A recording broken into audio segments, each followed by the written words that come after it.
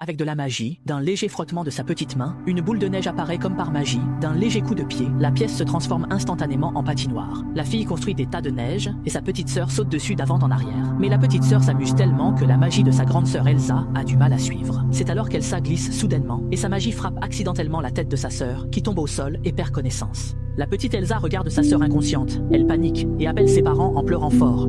La magie, également hors de contrôle dans la panique, recouvre instantanément toute la pièce de givre. Les parents, entendant les cris, se précipitent et emmènent Anna, la sœur, au plus profond de la forêt pour chercher l'aide des trolls. Le doyen des trolls, pour guérir la petite Anna, efface une partie de sa mémoire et dit à Elsa que sa magie deviendra de plus en plus puissante, contenant à la fois de la beauté et un grand danger. Tu dois apprendre à la contrôler. La peur sera ton ennemi. Cependant, cet événement est devenu une source de peur, profondément ancrée dans le cœur d'Elsa. De retour au château, Elsa choisit de se cacher dans sa chambre, ne sortant jamais, même lorsque sa sœur Anna vient la chercher pour jouer, elle est repoussée. À ce moment-là, la petite Anna ne connaît pas la magie de sa sœur. Elle se souvient seulement qu'elles étaient des sœurs très proches, ce qui la laisse perplexe. Les jours passent, la petite Elsa grandit et devient une jeune femme, et sa magie devient plus puissante, se manifestant parfois involontairement. Elle devient de plus en plus effrayée, refusant de toucher qui que ce soit. Ce jour-là, le roi et la reine partent en voyage en mer, mais ils ne reviendront jamais. Lors des funérailles, Elsa ne se montre pas. 3 ans plus tard, Elsa succède au roi, et les portes du château, longtemps fermées, doivent s'ouvrir aujourd'hui. La plus excitée est sans doute sa sœur Anna. Des dignitaires de divers pays viennent assister à la cérémonie pour présenter leurs félicitations. Il y a aussi des personnes aux intentions malveillantes. La cérémonie de couronnement commence, et Elsa est anxieuse, craignant de révéler sa magie devant tout le monde. Heureusement, elle parvient à enfiler ses gants avant que la magie ne devienne incontrôlable, et la cérémonie se termine sans problème. Anna, excitée, pense qu'elle pourra désormais être inséparable de sa sœur, mais Elsa la repousse à nouveau. En voyant le dos triste de sa sœur, elle souffre en silence, incapable de s'exprimer. Lors du bal, Anna rencontre le prince Hans du royaume voisin. Ils tombent amoureux au premier regard et passent un moment agréable ensemble. Leur cœur naissant se heurte, et Hans en profite pour lui demander sa main. La naïve Anna accepte immédiatement, sans savoir que cet homme devant elle est celui aux intentions malveillantes. Très vite, Anna emmène Hans demander la bénédiction d'Elsa. Sans surprise, Elsa n'approuve pas leur mariage. Elle pense qu'épouser un homme qu'elle vient de rencontrer depuis moins d'une demi-journée est vraiment trop précipité. Comme prévu, les deux se disputent violemment, et dans son excitation, Anna arrache le gant d'Elsa. Qu'est-ce que je t'ai jamais fait? Ça suffit, Anna. Non, pourquoi? Pourquoi fermes-tu le rideau? Pourquoi fermes-tu le monde dehors? De quoi as-tu si peur?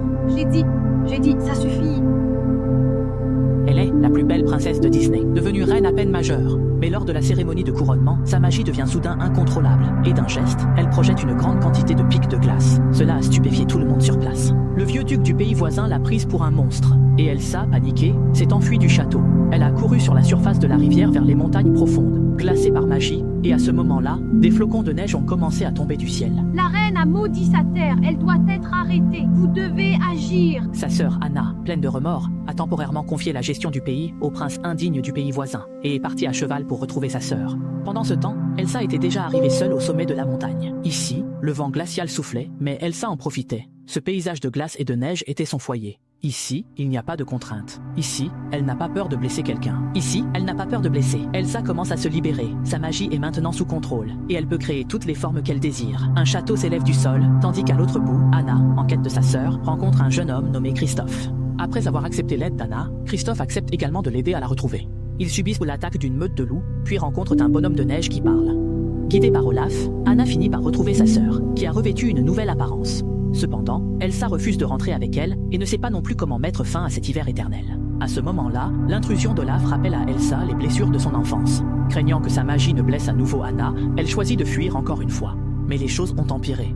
Lors de leur dispute, la magie d'Elsa échappe à nouveau à son contrôle, et cette fois, elle touche le cœur d'Anna. Si une solution n'est pas trouvée rapidement, elle sera condamnée à mourir. La jeune fille a été touchée au cœur par la magie, et elle est en danger de mort. Seul un véritable amour peut la sauver maintenant. Anna pense d'abord à son fiancé Hans, mais elle ignore que cet homme est un véritable salaud. Christophe emmène Anna au château pour chercher Hans. Pendant ce temps, Hans a déjà conduit une petite armée pour attaquer Elsa. Bien qu'Elsa possède une magie de haut niveau, elle ne veut blesser personne et finit par être capturée et emprisonnée.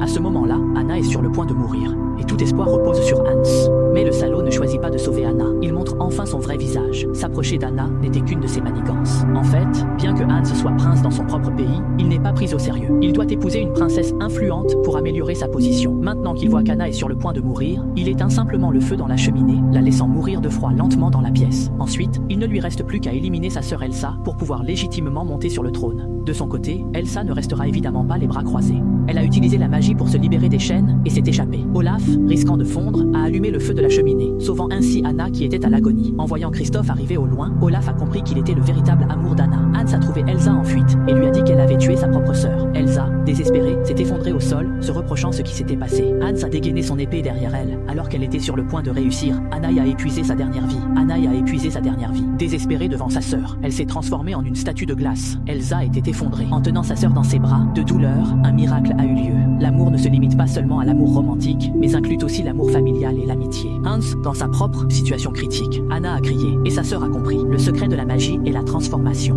Mais il n'était pas pris au sérieux. Il devait épouser une princesse influente pour améliorer sa position. Et maintenant, voyant qu'Anna était sur le point de mourir, la magie disparut, sauvant Anna. Sa sœur comprit que l'amour était